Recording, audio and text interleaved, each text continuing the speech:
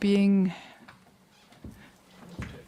the portion you haven't yet had a chance to fry as much as you've fried the others. Thanks, Chairperson. Thanks, Minister. Of course, the Minister has touched on SAA-related issues. There was a question on mango and the issue of affordable flights. I think to some extent we've addressed the mango issue in that it is under business rescue. However,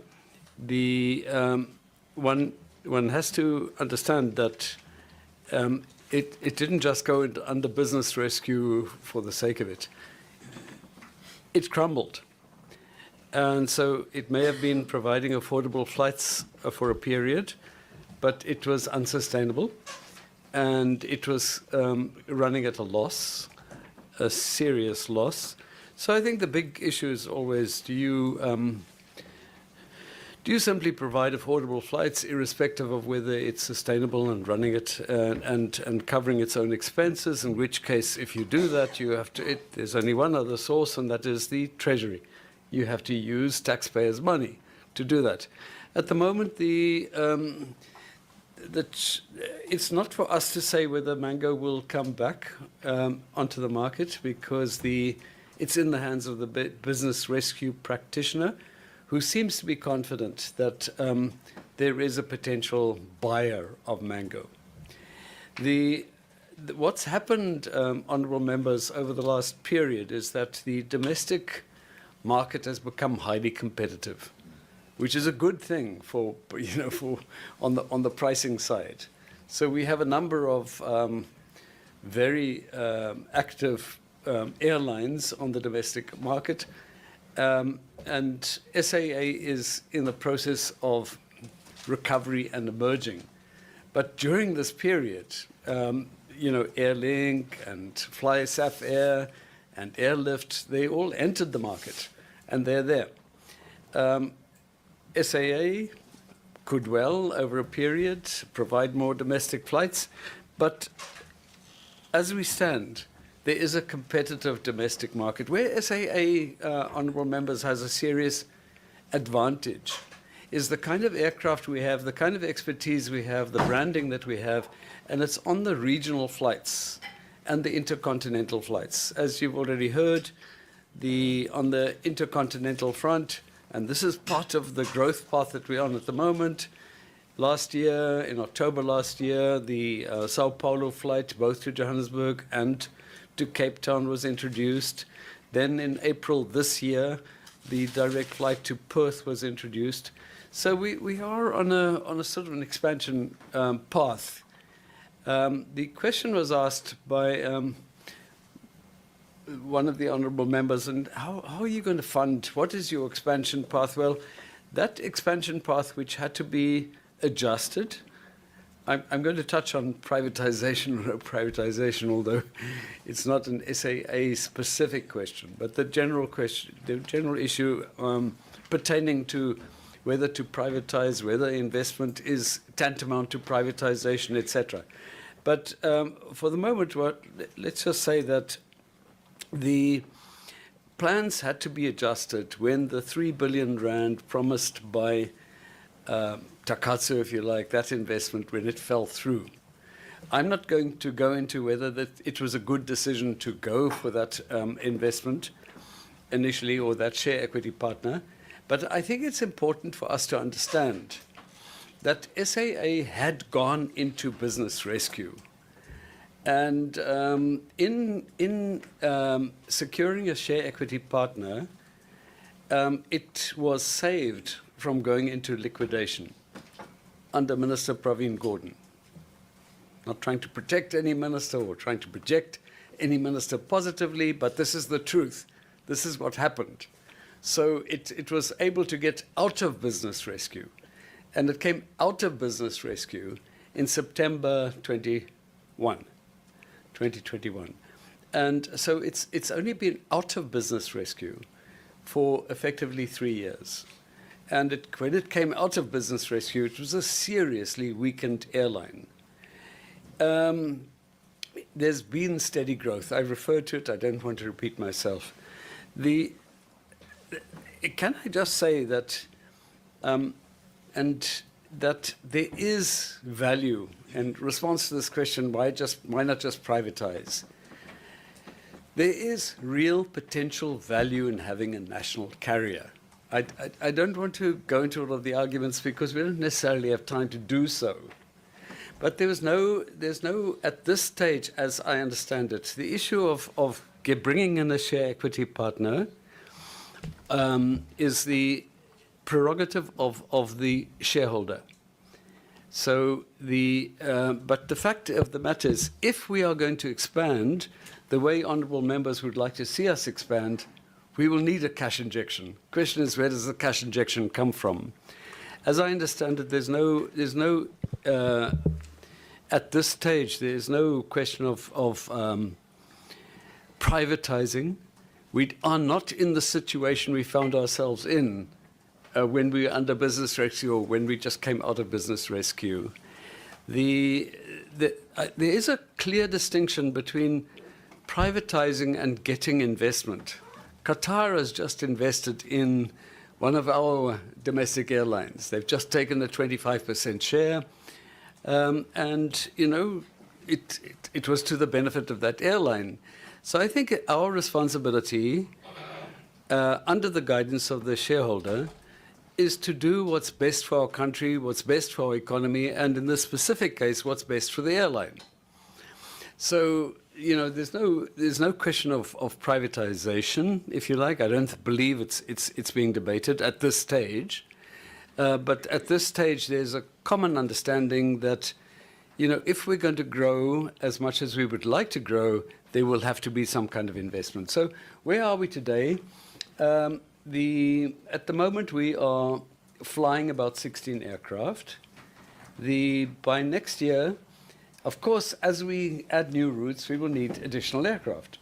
The aircraft that will be acquired, that we are in the process of acquiring, will bring us to 21 aircraft next year. But those 21 aircraft, being part of the aircraft that we currently have, and then aircraft that are still to be leased. We are growing, including growing our fleet, in accordance with the kind of routes the expansion in our routes and our network. We're not just acquiring aircraft. We do these two things simultaneously.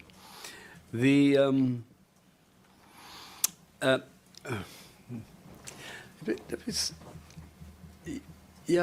think the minister's answered the question of bringing SAA back to its former glory.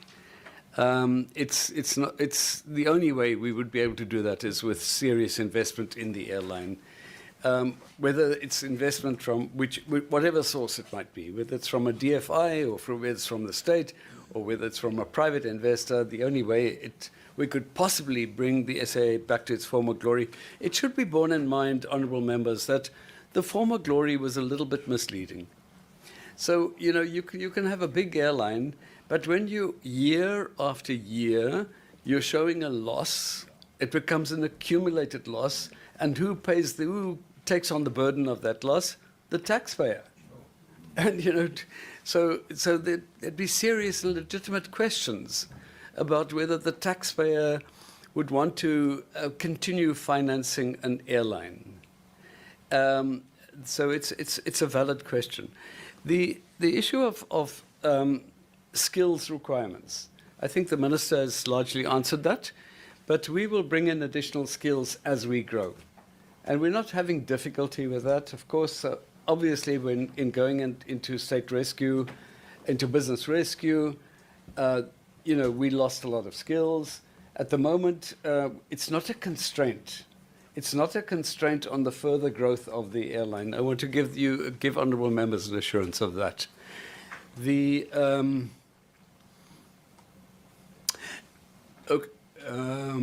On the Zimbabwe fund, the honourable members is perfectly correct.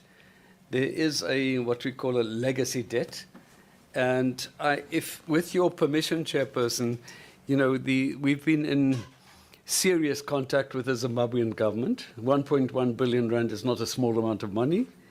And it's not been easy. I'm not in a position to give you the detail of where we are with it now, but our CFO is here. If you will allow the CFO just to attend to that matter of the... Yes, please. It's a lot of money. It's a lot of money. Thank you. Thank you, Chair. Honourable Minister, honourable members. Yeah, just to address... Can you move closer in your direction? Yeah. Is that better? Yes. So yes, there is, essentially it's $59.1 billion, US dollars, that is trapped within Zimbabwe. Million, you mean? Million, sorry, yeah. Which is close to R1 billion. So, yeah, close to R1 billion. So, as our chair has indicated, we have been in intense negotiations back and forth with the government of Zimbabwe and their Reserve Bank and various, we've looked at all the options, or many options, in order to be able to get those funds repatriated. We have not been that successful. However, in May, we did receive another document from the Zimbabwe government. They acknowledged the amount that is held there, that it is SAA's money. They had put forward one could call it a payment plan, a repatriation plan, where they indicated of the $59 million, 9 million would be set aside for utilization in country, which is acceptable to us because we do have costs, you know, and we have expenses which are in country. So by being able to utilize that money, we don't have to fund it from our cash within South Africa. The remaining $50 million, they indicated a payment plan at amount of $1 million per quarter. Now, that is a very long payment plan. That, to date, we have not yet received funds. We did receive an indication that the first payment was to be made, but there's, you know, in our interactions with them, they're struggling with currency. So that's where we are with that. So that amount was fully impaired in 2019. So it has been impaired. Unfortunately, as we've always indicated, it would be a great bonus to SAA if we will be able to release those funds as soon as possible. But at the moment, the prognosis is we'll be able to use the $9 million in country, and we are already since July. But the $50 million, that is a situation which is going to take a lot of time to be able to release, and we're still waiting on the first payment. If that's... Thanks. Sorry, Mr. Anagom, can I ask, Minister, I mean, this obviously becomes something that also should fall in the area of diplomatic relations. Either they want to pay us the money or they don't. It seems astonishing to me that they appear to have chosen what the payment terms are, what the repayment period is going to be, which portion they're going to retain in Zimbabwe, and I don't hear that there is a guarantee in any event that we will get paid at all, which would suggest to me that we then need to move on to the next step, which is attachment of assets, because either we get that money or we don't. It's been going on for a long time.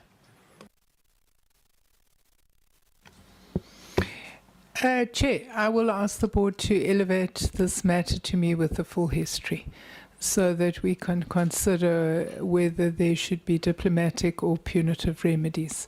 But one would need the whole history. Thank you. It has not been elevated to me at this stage.